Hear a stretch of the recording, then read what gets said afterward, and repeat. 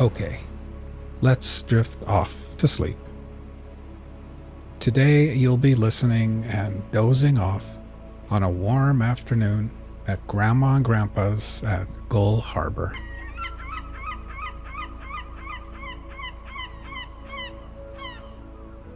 Imagine for a second that you are lying down on a warm futon mattress at one end of a screened-in porch. The porch faces the harbor, the bay, and the ocean on the horizon.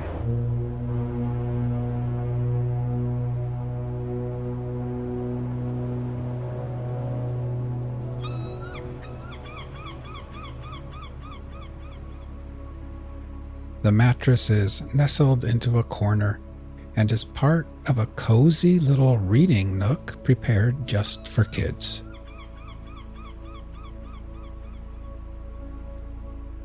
There is a little bookshelf there full of comics, magazines, crosswords, and children's books. There are new books and worn-out books. The Hardy Boys, Nancy Drew, books about dinosaurs and horses and sea life, and all kinds of stories about kids getting into summer adventures together.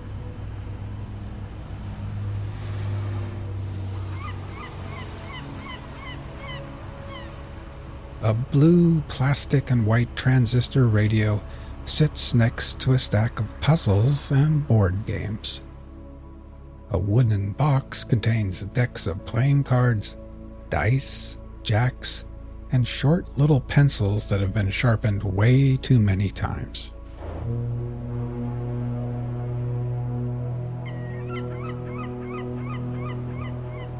Now, while imagining laying here, let's get nice and relaxed. First, close your eyes and just become aware of your breathing, feeling your chest gently rise and fall again.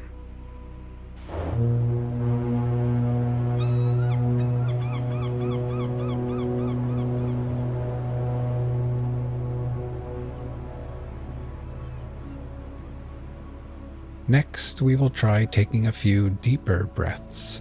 First, filling your lungs with air, then holding it in for 2 or 3 seconds before gently exhaling and letting it all go. Ready?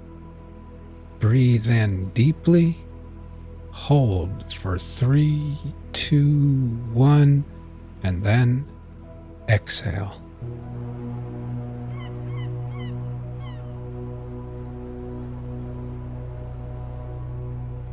One more time. Breathe in deeply, hold for 3, 2, 1, and exhale.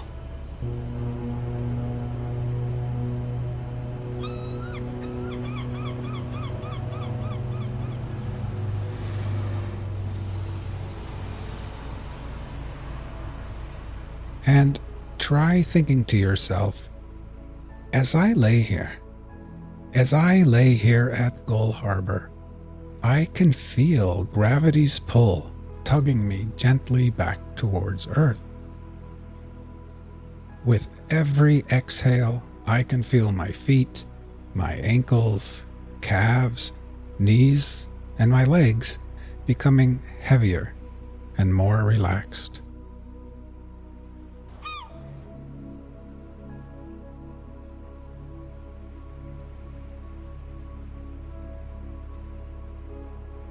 Now you can feel the cool, salty ocean air on your skin. It would almost be too cold if it wasn't for the wonderful afternoon sun shining down on you perfectly. The sunlight splatters through the screens and bathes your tan legs and arms with a soothing warmth, almost as if Grandma has wrapped you up like a cocoon in one of her quilted blankets.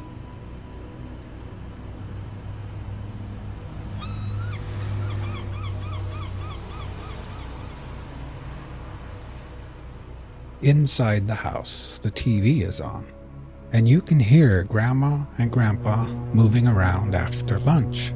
Dr. James Wolner. Yes, it rhymes with B-R-O-W-E-R. Why do you have that GH in there? To make it difficult for quizmasters? Yes. Is that what You know that they too will soon be taking their afternoon nap in their rooms. But you've got the whole porch to yourself, and your belly feels nice and warm and perfectly satisfied. Today, Grandma made clam chowder and grilled cheese sandwiches. You enjoyed the hot soup and warm, soft cheese, and then you washed it down with a glass of fresh, cold milk.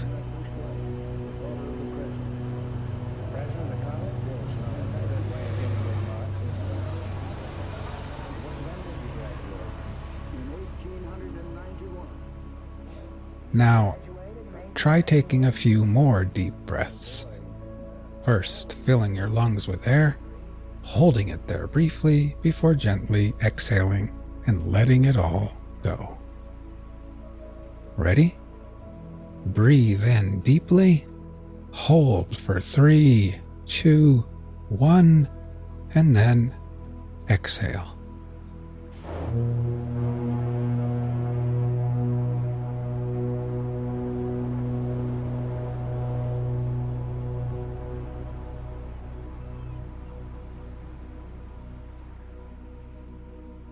Try continuing on your own, and while doing this, try thinking to yourself, as I lay here, I can feel my body becoming heavier in the cool air and warm sunshine. With each exhale, I can feel my hands and arms and my torso becoming heavier and heavier and more relaxed.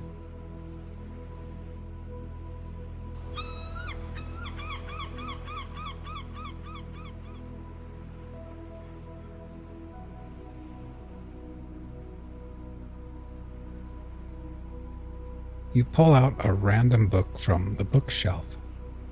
This one is called Summer Friends, and on the cover is a picture of a little girl in a red dress with white polka dots.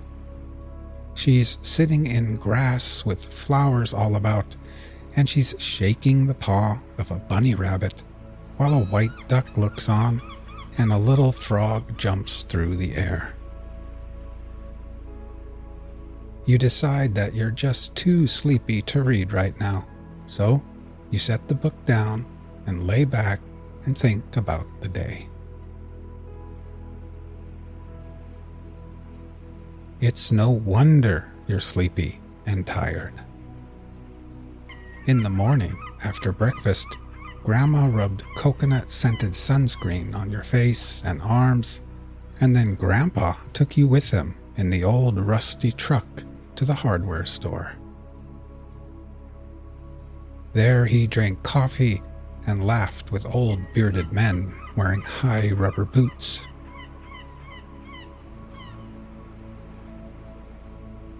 Then you went with him to the docks at the harbor, where he showed you the best place to buy fresh clams, crab, and fish.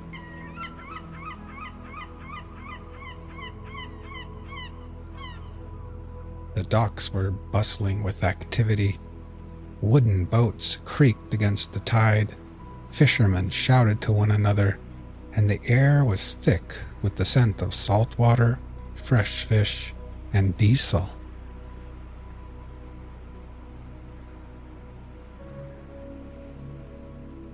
As you continue to breathe deeply and then exhale, try thinking to yourself, as I lay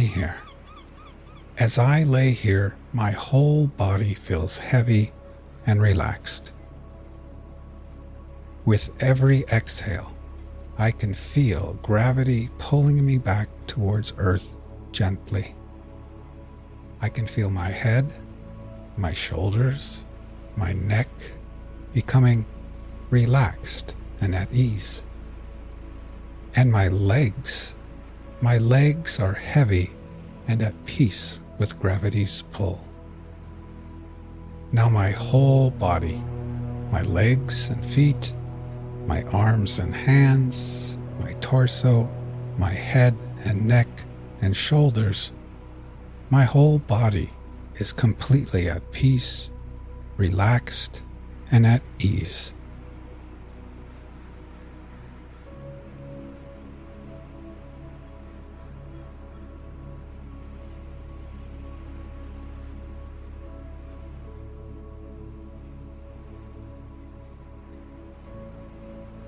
In the late morning, after coming back to the house with Grandpa, you had borrowed his binoculars and walked up Whalebone Hill, where you could see everything far and wide.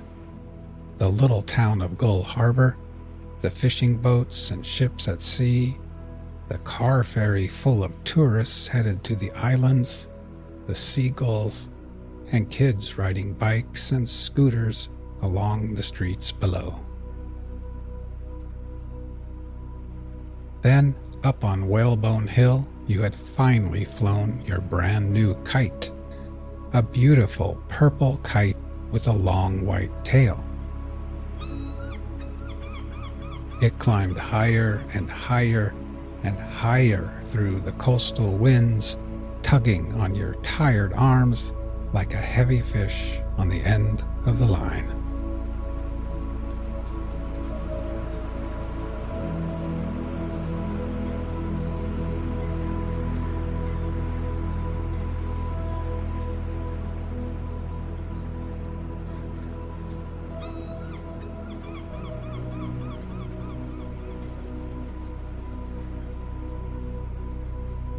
But now, so drowsy, laying under the sun on the porch, after a long morning of adventures in the crisp, fresh coastal air, you pick up the transistor radio and dial into a random station. Sensible objects conform to the premonitions of reason and reflect the conscience.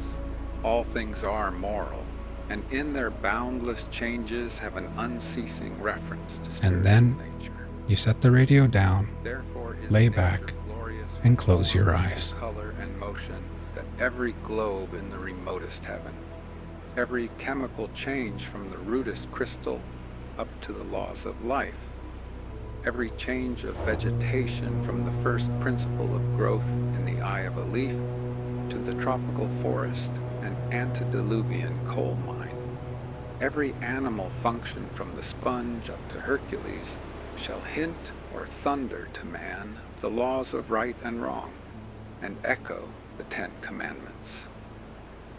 Therefore is nature ever the ally of religion, lends all her pomp and riches to the religious sentiment. Prophet and priest, David, Isaiah, Jesus have drawn deeply from this source. This ethical character so penetrates the bone and marrow of nature as to seem the end for which it was made. Whatever private purpose is answered by any member or part, this is its public and universal function, and is never omitted. Nothing in nature is exhausted in its first use. When a thing has served an end to the uttermost, it is wholly new for an ulterior service. In God, every end is converted into a new means. Thus, the use of commodity, regarded by itself, is mean and squalid. But it is to the mind an education in the doctrine of use, namely, that a thing is good only so far as it serves, that a conspiring of parts and efforts to the production of an end is essential to any being. The first and gross manifestation of this truth is our inevitable and hated training in values and wants, in corn and meat. It has already been illustrated that every natural process is a version of a moral sentence. The moral law lies at the center of nature and radiates to the circumference. It is the pith and marrow of every substance, every relation, and every process. all things with which we deal preach to us. What is a farm but a mute gospel? The chaff and the wheat, weeds and plants, blight, rain, insects, sun. It is a sacred emblem from the first furrow of spring to the last stack which the snow of winter overtakes in the fields. But the sailor, the shepherd, the miner, the merchant, in their several resorts, have each an experience precisely parallel and leading to the same conclusion, because all organizations are radically alike. Nor can it be doubted that this moral sentiment which thus scents the air, grows in the grain and impregnates the waters of the world, is caught by man and sinks into his soul. The moral influence of nature upon every individual is that amount of truth which it illustrates to him. Who can estimate this? Who can guess how much firmness the sea-beaten rock has taught the fisherman? How much tranquility has been reflected to man from the azure sky, over whose unspotted deeps the winds forevermore drive flocks of stormy clouds and leave no wrinkle or stain? How much industry and providence and affection we have caught from the pantomime of brutes? What a searching preacher of self-command is the varying phenomenon of health. Herein is especially apprehended the unity of nature, the unity in variety, which meets us everywhere. All the endless variety of things make an identical impression. Xenophanes complained in his old age that, look where he would, all things hastened back to unity. He was weary of seeing the same entity in the tedious variety of forms. The fable of Proteus has a cordial truth.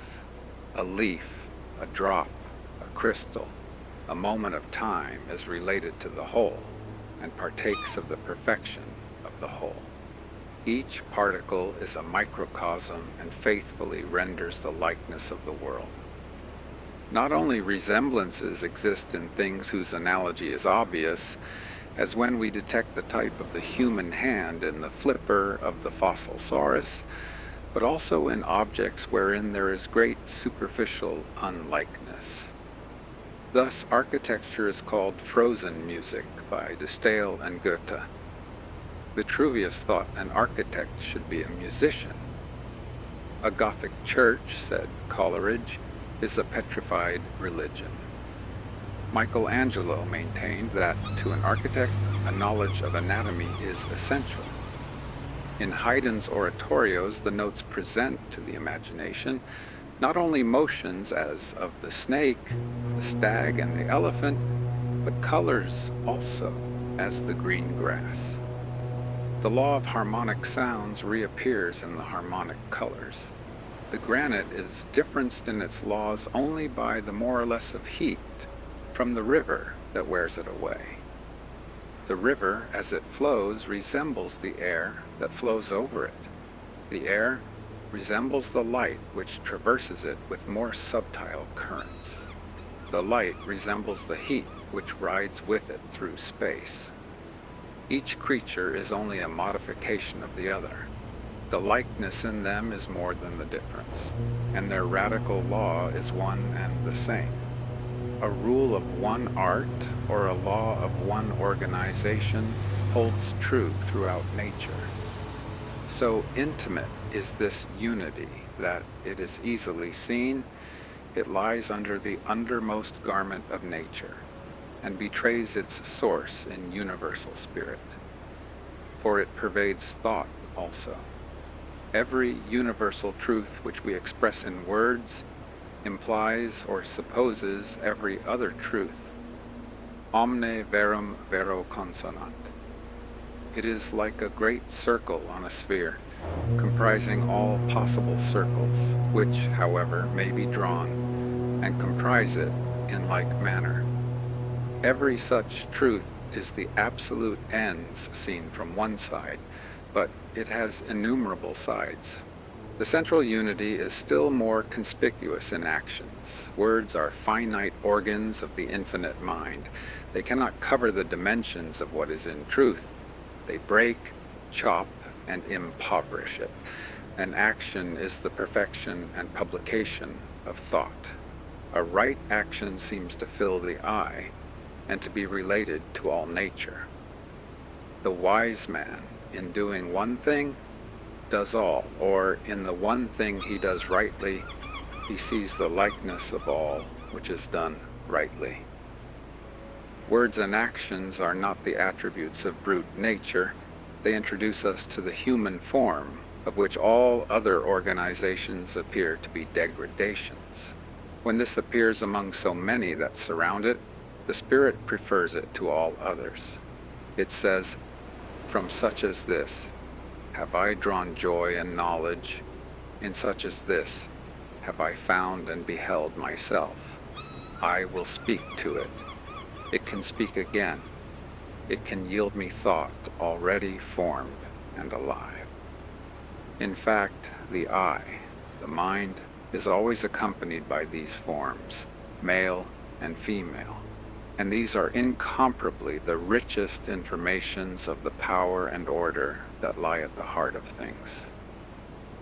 Unfortunately, every one of them bears the marks as of some injury, is marred and superficially defective.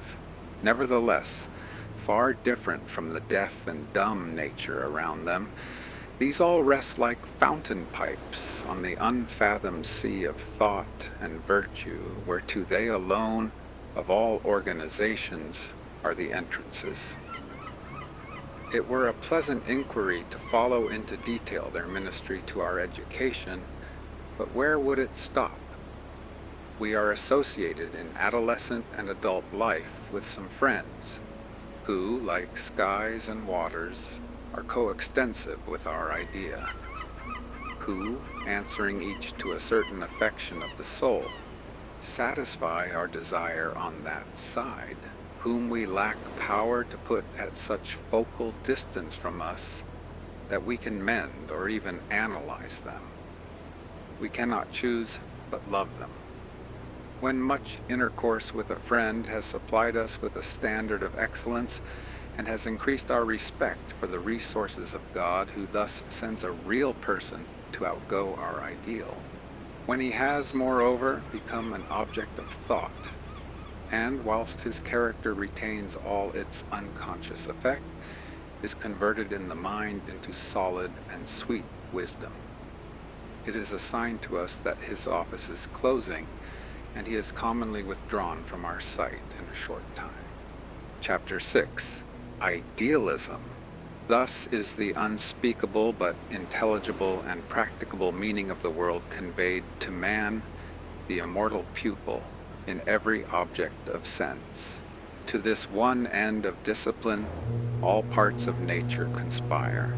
A noble doubt perpetually suggests itself whether this end be not the final cause of the universe, and whether nature outwardly exists. It is a sufficient account of that appearance we call the world, that God will teach a human mind and so makes it the receiver of a certain number of congruent sensations, which we call sun and moon, man and woman, house and trade. In my utter impotence to test the authenticity of the report of my senses, to know whether the impressions they make on me correspond with outlying objects, what difference does it make whether Orion is up there in heaven or some god paints the image in the firmament of the soul?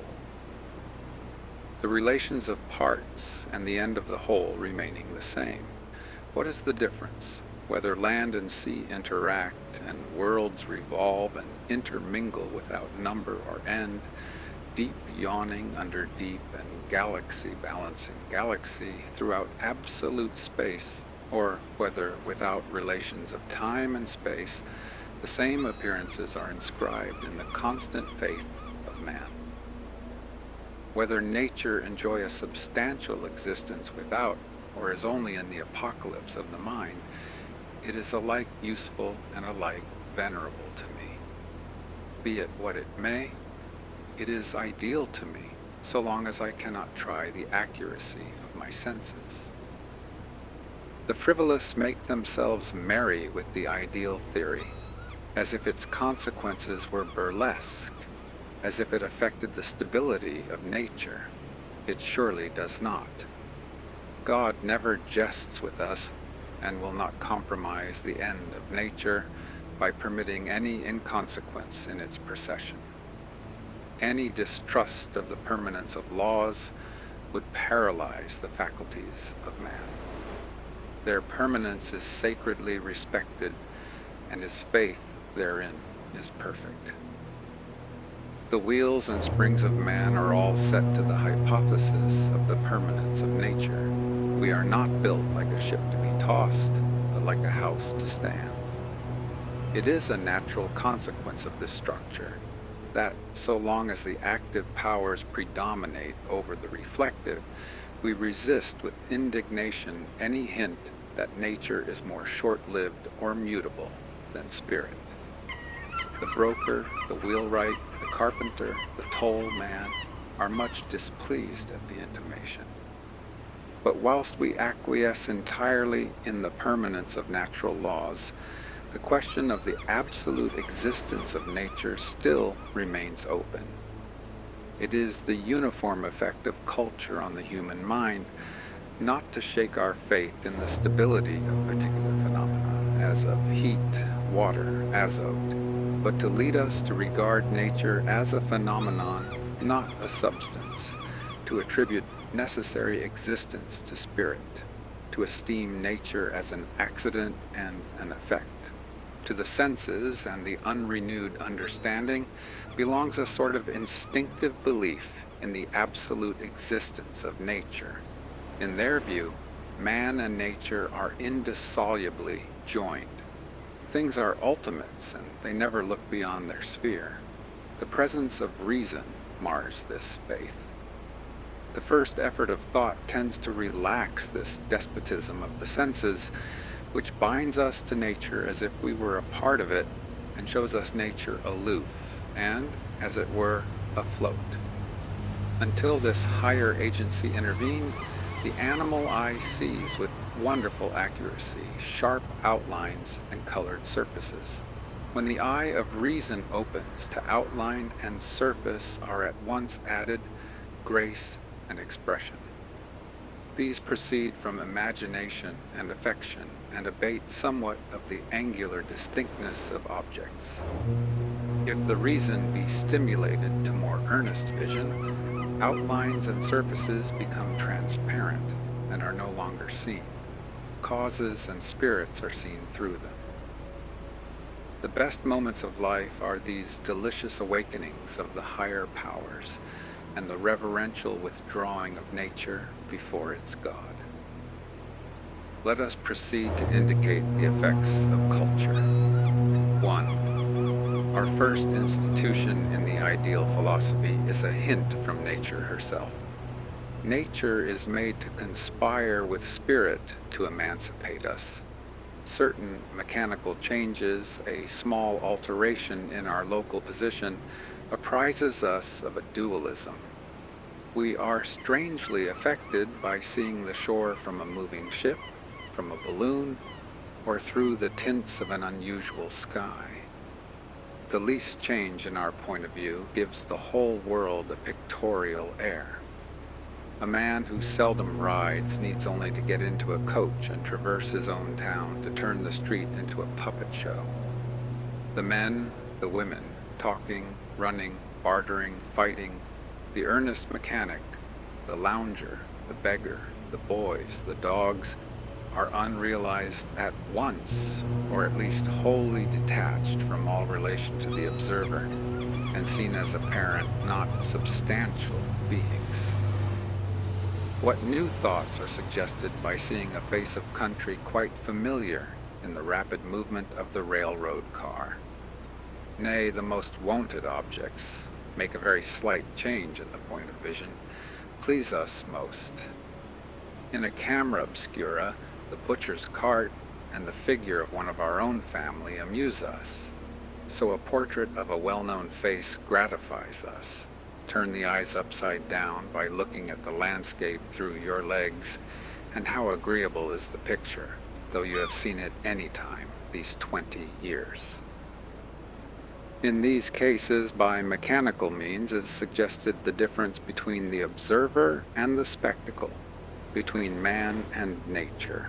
Hence arises a pleasure mixed with awe. I may say a low degree of the sublime is felt from the fact, probably, that man is hereby apprised that, whilst the world is a spectacle, something in himself is stable. 2. In a higher manner, the poet communicates the same pleasure. By a few strokes he delineates, as on air, the sun, the mountain, the camp, the city, the hero, the maiden, not different from what we know them, but only lifted from the ground and afloat before the eye.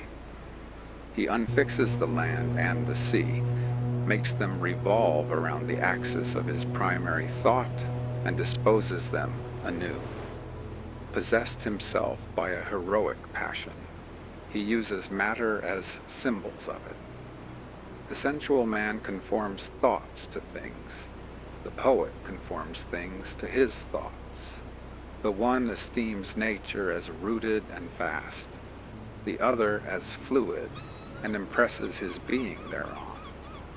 To him, the refractory world is ductile and flexible. He invests dust and stones with humanity and makes them the words of the reason. The imagination may be defined to be the use which the reason makes of the material world. Shakespeare possesses the power of subordinating nature for the purposes of expression beyond all poets. His imperial muse tosses the creation like a bauble from hand to hand, and uses it to embody any caprice of thought that is uppermost in his mind. The remotest spaces of nature are visited, and the farthest sundered things are brought together by a subtle spiritual connection. We are made aware that magnitude of material things is relative, and all objects shrink and expand to serve the passion of the poet. Thus, in his sonnets, the lays of birds, the scents and dyes of flowers, he finds to be the shadow of his beloved. Time, which keeps her from him, is his chest. The suspicion she has awakened is her ornament. The ornament of beauty is suspect, a crow which flies in heaven's sweetest air. His passion is not the fruit of chance. It swells as he speaks to a city or a state. No, it was builded far from accident. It suffers not in smiling pomp, nor falls under the brow of thralling discontent. It fears not policy, that heretic, that works on leases of short-numbered hours, but all alone stands hugely politic. In the strength of his constancy, the pyramids seem to him recent and transitory. The freshness of youth and love dazzles him with its resemblance to morning. Take those lips away, which so sweetly were forsworn, and those eyes, the break of day, lights that do mislead the morn. The wild beauty of this hyperbole, I may say, in passing, it would not be easy to match in literature. This transfiguration which all material objects undergo through the passion of the poet, this power which he exerts to dwarf the great, to magnify the small, might be illustrated by 1,000 examples from his plays. I have before me The Tempest, and will cite only these few lines. Ariel, the strong, based promontory, have I made shake, and by the spurs plucked up, the pine and cedar. Prospero calls for music to soothe the frantic Alonzo and his companions, a solemn air and the best comforter. To an unsettled fancy, cure thy brains, now useless, boiled within thy skull. Again the charm dissolves apace, and, as the morning steals upon the night, melting the darkness, so their rising senses begin to chase the ignorant fumes that mantle. Their clearer reason, their understanding, begins to swell, and the approaching tide will shortly fill the reasonable shores that now lie foul and muddy. The perception of real affinities between events, that is to say, of ideal affinities for those only are real, enables the poet thus to make free with the most imposing forms and phenomena of the world, and to assert the predominance of the soul. 3. Whilst thus the poet animates nature with his own thoughts, he differs from the philosopher only herein, that the one proposes beauty as his main end, the other truth. But the philosopher, not less than the poet, postpones the apparent order and relations of things to the empire of thought. The problem of philosophy, according to Plato, is, for all that exists conditionally, to find a ground unconditioned and absolute. It proceeds on the faith that a law determines all phenomena, which being known, the phenomena can be predicted. That law, when in the mind, is an idea. Its beauty is infinite. The true philosopher and the true poet are one, and a beauty, which is truth, and a truth, which is beauty, is the aim of both. Is not the charm of one of Plato's or Aristotle's definitions strictly like that of the Antigone of Sophocles? It is, in both cases, that a spiritual life has been imparted to nature, that the solid seeming block of matter has been pervaded and dissolved by a thought, that this feeble human being has penetrated the vast masses of nature with an informing soul, and recognized itself in their harmony, that is, seized their law. In physics, when this is attained, the memory disburthens itself of its cumbrous catalogues of particulars, and carries centuries of observation in a single formula. Thus, even in physics, the material is degraded before the spiritual. The astronomer, the geometer, rely on their irrefragable analysis and disdain the results of observation. The sublime remark of Euler on his law of arches, "This will be found contrary to all experience, yet is true," had already transferred nature into the mind, and left matter like an outcast corpse.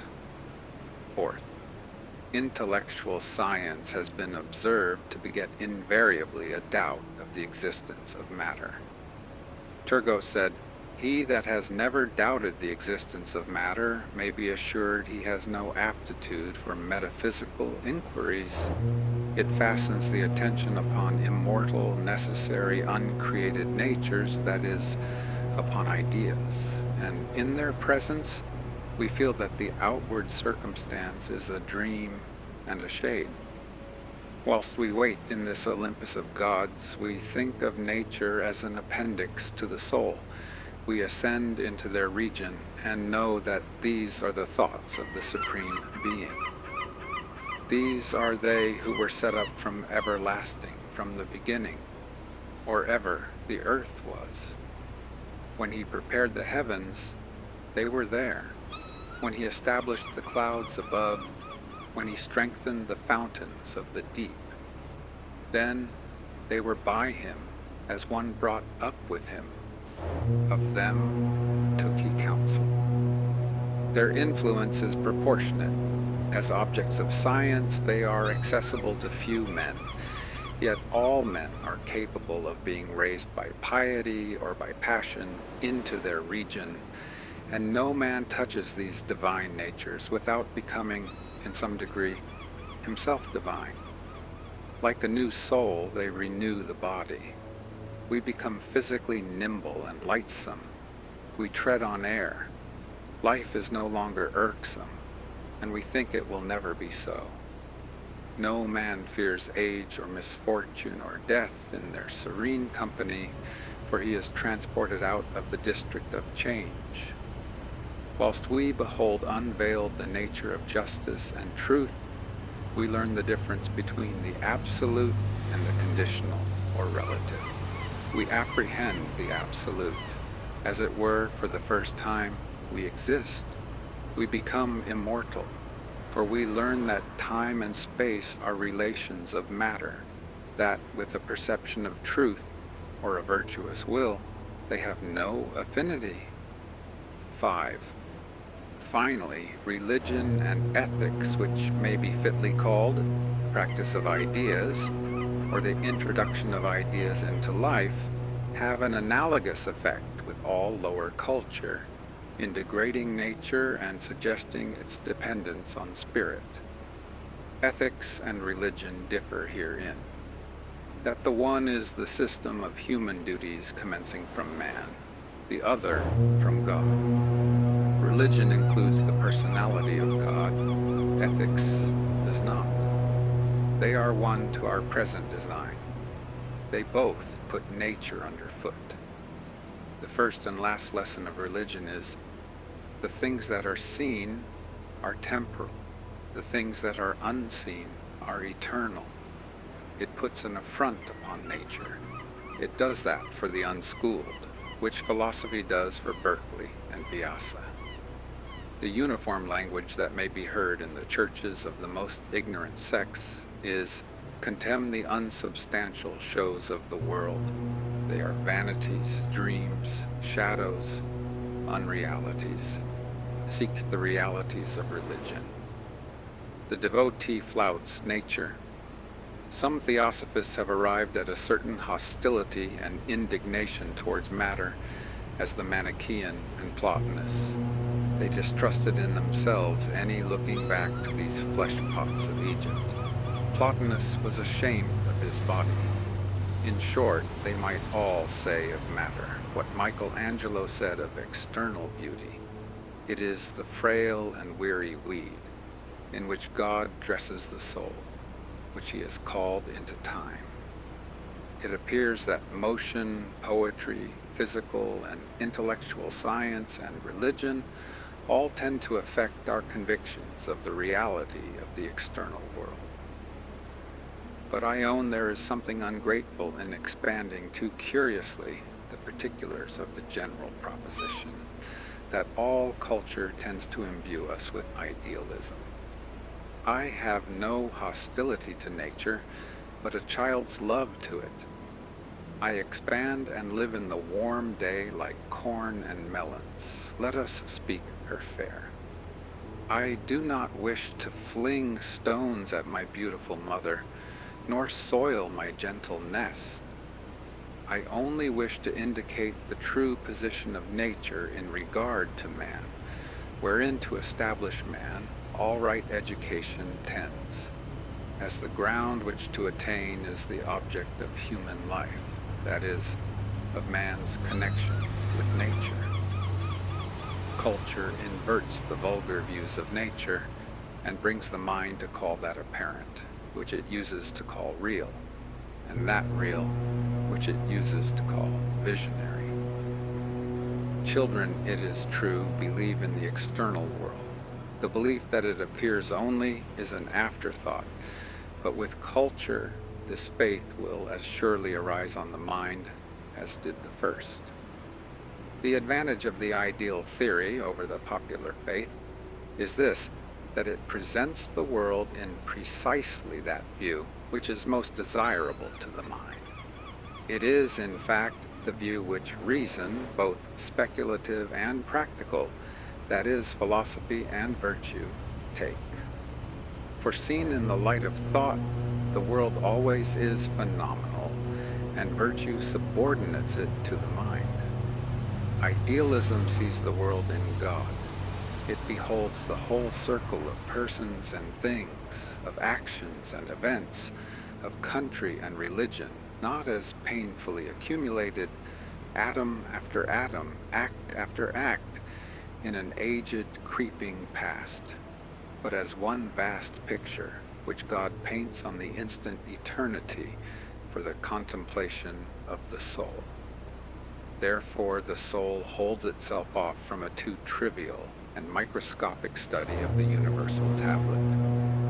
It respects the end too much to immerse itself in the means. It sees something more important in Christianity than the scandals of ecclesiastical history, or the niceties of criticism, and very incurious concerning persons or miracles, and not at all disturbed by chasms of historical evidence.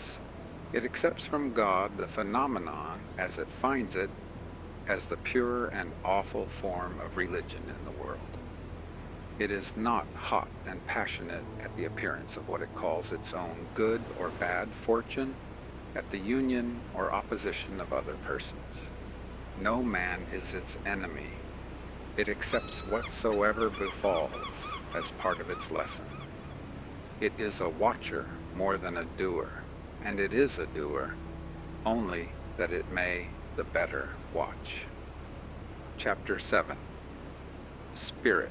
It is essential to a true theory of nature and of man that it should contain somewhat progressive uses that are exhausted or that may be, and facts that end in the statement cannot be all that is true of this brave lodging wherein man is harbored, and wherein all his faculties find appropriate and endless exercise, and all the uses of nature admit of being summed in one, which yields the activity of man an infinite scope. Through all its kingdoms to the suburbs and outskirts of things, it is faithful to the cause whence it had its origin. It always speaks of spirit. It suggests the absolute. It is a perpetual effect. It is a great shadow pointing always to the sun behind us. The aspect of nature is devout. Like the figure of Jesus, she stands with bended head and hands folded upon the breast. The happiest man is he who learns from nature the lesson of worship, of that ineffable essence which we call spirit. He that thinks most will say least. We can foresee God in the coarse and, as it were, distant phenomena of matter. But when we try to define and describe himself, both language and thought desert us, and we are as helpless as fools and savages. That essence refuses to be recorded in propositions, but when man has worshipped him intellectually, the noblest ministry of nature is to stand as the apparition of God. It is the organ through which the universal spirit speaks to the individual and strives to lead back the individual to it. When we consider spirit, we see that the views already presented do not include the whole circumference of man. We must add some related thoughts. 3 problems are put by nature to the mind. What is matter? Whence is it? And where to? The first of these questions only, the ideal theory answers. Idealism saith, matter is a phenomenon, not a substance. Idealism acquaints us with the total disparity between the evidence of our own being and the evidence of the world's being. The one is perfect, the other incapable of any assurance. The mind is a part of the nature of things. The world is a divine dream from which we may presently awake to the glories and certainties of day. Idealism is a hypothesis to account for nature by other principles than those of carpentry and chemistry. Yet, if it only deny the existence of matter, it does not satisfy the demands of the spirit. It leaves God out of me. It leaves me in the splendid labyrinth of my perceptions, to wander without end. Then the heart resists it because it balks the affections in denying substantive being to men and women. Nature is so pervaded with human life that there is something of humanity in all and in every particular. But this theory makes nature foreign to me and does not account for that consanguinity which we acknowledge to it. Let it stand then in the present state of our knowledge merely as a useful introductory hypothesis, serving to apprise us of the eternal distinction between the soul and the world. But when, following the invisible steps of thought, we come to inquire, whence is matter and where to? Many truths arise to us out of the recesses of consciousness. We learn that the highest is present to the soul of man, that the dread universal essence, which is not wisdom or love or beauty or power, but all in one and each entirely, is that for which all things exist, and that by which they are. That spirit creates. That behind nature, throughout nature, spirit is present, one and not compound. It does not act upon us from without, that is, in space and time, but spiritually, or through ourselves. Therefore, that spirit, that is, the Supreme Being, does not build up nature around us, but puts it forth through us, as the life of the tree puts forth new branches, and leaves through the pores of the old. As a plant upon the earth, so a man rests upon the bosom of God. He is nourished by unfailing fountains, and draws, at his need, inexhaustible power. Who can set bounds to the possibilities of man? Once inhale the upper air, being admitted to behold the absolute natures of justice and truth, and we learn that man has access to the entire mind of the Creator, is himself the Creator in the finite. This view, which admonishes me where the sources of wisdom and power lie, and points to virtue as to the golden key, which opes the palace of eternity, carries upon its face the highest certificate of truth, because it animates me to create my own world through the purification of my soul. The world proceeds from the same spirit as the body of man. It is a remoter and inferior incarnation of God, a projection of God in the unconscious. But it differs from the body in one important respect. It is not, like that, now subjected to the human will. Its serene order is inviolable by us. It is, therefore, to us, the present expositor of the divine mind. It is a fixed point whereby we may measure our departure. As we degenerate, the contrast between us and our house is more evident. We are as much strangers in nature as we are aliens from God. We do not understand the notes of birds. The fox and the deer run away from us. The bear and tiger rend us. We do not know the uses of more than a few plants, as corn and the apple, the potato and the vine. Is not the landscape, every glimpse of which hath a grandeur, a face of him? Yet this may show us what discord is between man and nature, for you cannot freely admire a noble landscape if laborers are digging in the field hard by. The poet finds something ridiculous in his delight until he is out of the sight of men. Chapter 8, Prospects. In inquiries respecting the laws of the world and the frame of things, the highest reason is always the truest. That which seems faintly possible, it is so refined, is often faint and dim, because it is deepest seated in the mind among the eternal verities.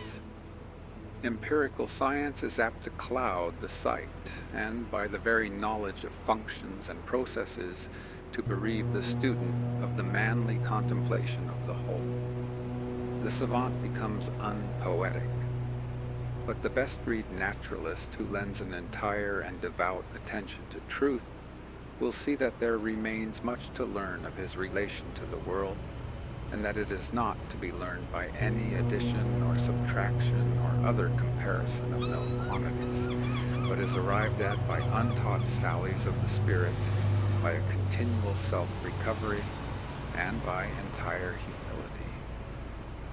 He will perceive that there are far more excellent qualities in the student than preciseness and infallibility, that a guess is often more fruitful than an indisputable affirmation, and that a dream may let us deeper into the secret of nature than 100 concerted experiments.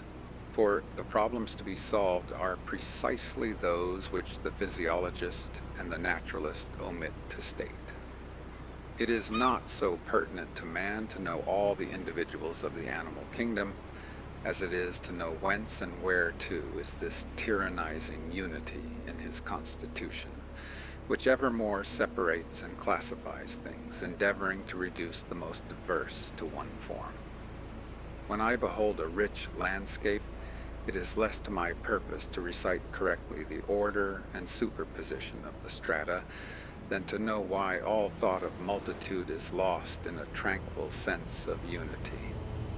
I cannot greatly honor minuteness in details so long as there is no hint to explain the relation between things and thoughts, no ray upon the metaphysics of conchology, of botany, of the arts, to show the relation of the forms of flowers, shells, animals, architecture to the mind, and build science upon ideas. In a cabinet of natural history, we become sensible of a certain occult recognition and sympathy in regard to the most unwieldy and eccentric forms of beast, fish, and insect.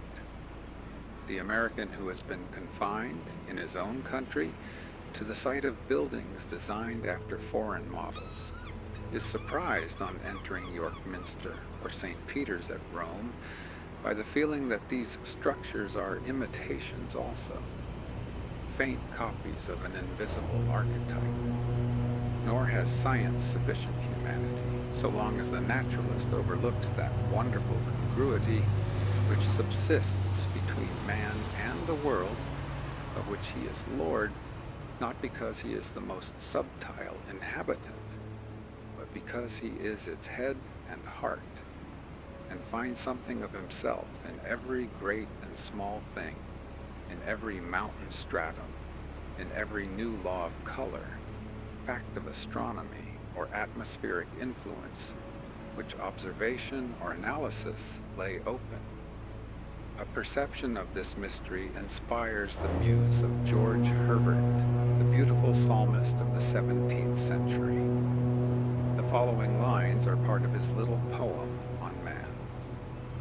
Man is all symmetry, full of proportions, one limb to another, and to all the world besides. Each part may call the farthest brother, for head with foot hath private amity, and both with moons and tides. Nothing hath got so far, but man hath caught and kept it as his prey. His eyes dismount the highest star. He is in little all the sphere. Herbs gladly cure our flesh, because that they find their acquaintance there. For us the winds do blow, the earth doth rest, heaven move, and fountains flow. Nothing we see but means our good, as our delight or as our treasure. The whole is either our cupboard of food or cabinet of pleasure. The stars have us to bed. Night draws the curtain, which the sun withdraws. Music and light attend our head. All things unto our flesh are kind, in their descent and being, to our mind, in their ascent and cause. More servants wait on man than he'll take notice of. In every path he treads down that which doth befriend him.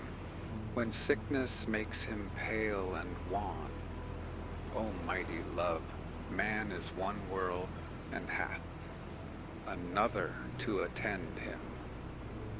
The perception of this class of truths makes the attraction which draws men to science, but the end is lost sight of in attention to the means. In view of this half-sight of science, we accept the sentence of Plato that poetry comes nearer to vital truth than history. Every surmise and vaticination of the mind is entitled to a certain respect, and we learn to prefer imperfect theories and sentences which contain glimpses of truth to digested systems which have no one valuable suggestion. A wise writer will feel that the ends of study and composition are best answered by announcing undiscovered regions of thought, and so communicating through hope new activity to the torpid spirit. I shall therefore conclude this essay with some traditions of man and nature which a certain poet sang to me, and which, as they have always been in the world, and perhaps reappear to every bard, may be both history and prophecy. The foundations of man are not in matter, but in spirit. But the element of spirit is eternity. To it, therefore, the longest series of events, the oldest chronologies are young and recent. In the cycle of the universal man, from whom the known individuals proceed, centuries are points, and all history is but the epoch of one degradation. We distrust and deny inwardly our sympathy with nature. We own and disown our relation to it by turns. We are, like Nebuchadnezzar, dethroned, bereft of reason, and eating grass like an ox, but who can set limits to the remedial force of spirit? A man is a god in ruins. When men are innocent, life shall be longer, and shall pass into the immortal, as gently as we awake from dreams. Now, the world would be insane and rabid if these disorganizations should last for hundreds of years. It is kept in check by death and infancy. Infancy is the perpetual Messiah, which comes into the arms of fallen men and pleads with them to return to paradise. Man is the dwarf of himself. Once he was permeated and dissolved by spirit, he filled nature with his overflowing currents. Out from him sprang the sun and moon. From man, the sun. From woman, the moon. The laws of his mind, the periods of his actions, externized themselves into day and night, into the year and the seasons. But, having made for himself this huge shell, his waters retired. He no longer fills the veins and veinlets. He is shrunk to a drop. He sees that the structure still fits him, but fits him colossally. Say rather, once it fitted him, now it corresponds to him from far and on high. He adores timidly his own work. Now is man the follower of the sun, and woman the follower of the moon. Yet sometimes he starts in his slumber, and wonders at himself and his house, and muses strangely at the resemblance betwixt him and it. He perceives that if his law is still paramount, if still he have elemental power, if his word is sterling yet in nature, it is not conscious power. It is not inferior, but superior to his will. It is instinct. Thus my Orphic poet sang. At present, man applies to nature but half his force. He works on the world with his understanding alone. He lives in it and masters it by a penny wisdom. And he that works most in it is but a half man. And whilst his arms are strong and his digestion good, his mind is imbruted, and he is a selfish savage. His relation to nature, his power over it, is through the understanding, as by manure, the economic use of fire, wind, water, and the mariner's need, steam, coal, chemical agriculture, the repairs of the human body by the dentist and the surgeon. This is such a resumption of power, as if a banished king should buy his territories inch by inch, instead of vaulting at once into his throne. Meantime, in the thick darkness, there are not wanting gleams of a better light, occasional examples of the action of man upon nature with his entire force, with reason as well as understanding. Such examples are the traditions of miracles in the earliest antiquity of all nations, the history of Jesus Christ, the achievements of a principle as in religious and political revolutions, and in the abolition of the slave trade, the miracles of enthusiasm as those recorded of Swedenborg, Hohenlohes, and the Shakers, many obscure and yet contested facts, now arranged under the name of animal magnetism, prayer, eloquence, self-healing, and the wisdom of children. These are examples of reason's momentary grasp of the scepter, the exertions of a power which exists not in time or space, but an instantaneous in-streaming causing power.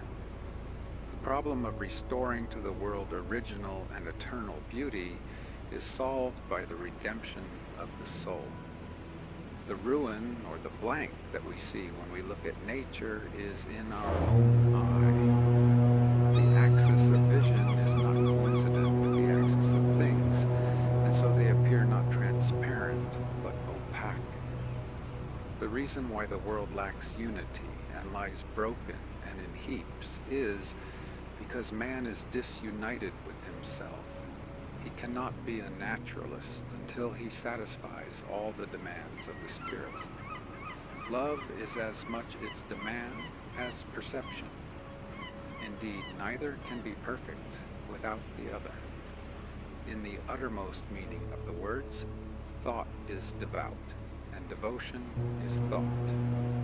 Deep calls unto deep. But in actual life, the marriage is not celebrated.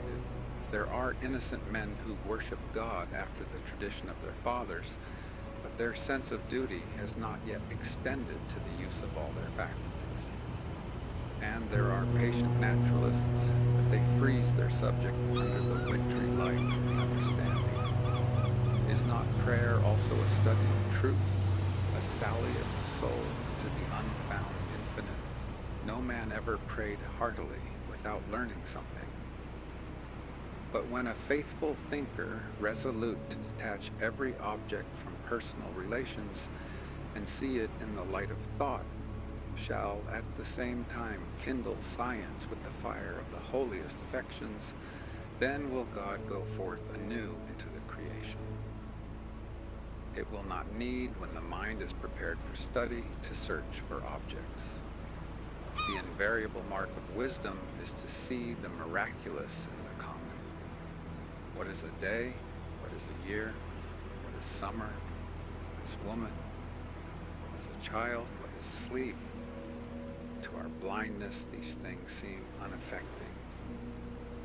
We make fables to hide the baldness of the fact and conform it, as we say, to the higher law of the mind. But when the fact is seen under the light of an idea, the gaudy fable fades and shrivels.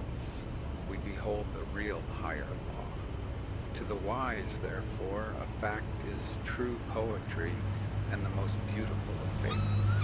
These wonders are brought to our own door. You also are a man and woman, and their social life, poverty, labor, sleep, fear, fortune are known to you. Learn that none of these things is superficial, but that each phenomenon has its roots in the faculties and affections of the mind. Whilst the abstract question occupies your intellect, nature brings it in the concrete to be solved by your hands. It were a wise inquiry for the closet to compare, point by point, especially at remarkable crises in life, our daily history, with the rise and progress of ideas in the mind. So shall we come to look at the world with new eyes. It shall answer the endless inquiry of the intellect, what is truth, and of the affections, what is good, by yielding itself passive to the educated will. Then shall come to pass what my poet said. Nature is not fixed, but fluid. Spirit alters, molds, makes it. The immobility or bruteness of nature is the absence of spirit. To pure spirit, it is fluid, it is volatile, it is obedient.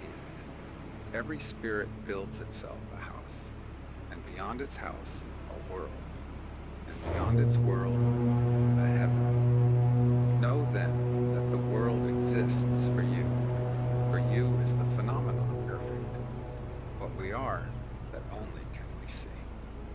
All that Adam had, all that Caesar could, you have and can do. Adam called his house heaven and earth. Caesar called his house Rome. You perhaps call yours a cobbler's trade, 100 acres of plowed land, or a scholar's garret. Yet line for line and point for point, your dominion is as great as theirs, though without fine names. Build, therefore, your own world. As fast as you conform your life to the pure idea in your mind, that will unfold its great proportions. A correspondent revolution in things will attend the influx of the Spirit. So fast will disagreeable appearances of swine, spiders, snakes, pests, madhouses, prisons, enemies vanish. They are temporary and shall be no more seen. The sordor and filths of nature, the sun shall dry up and the wind exhale.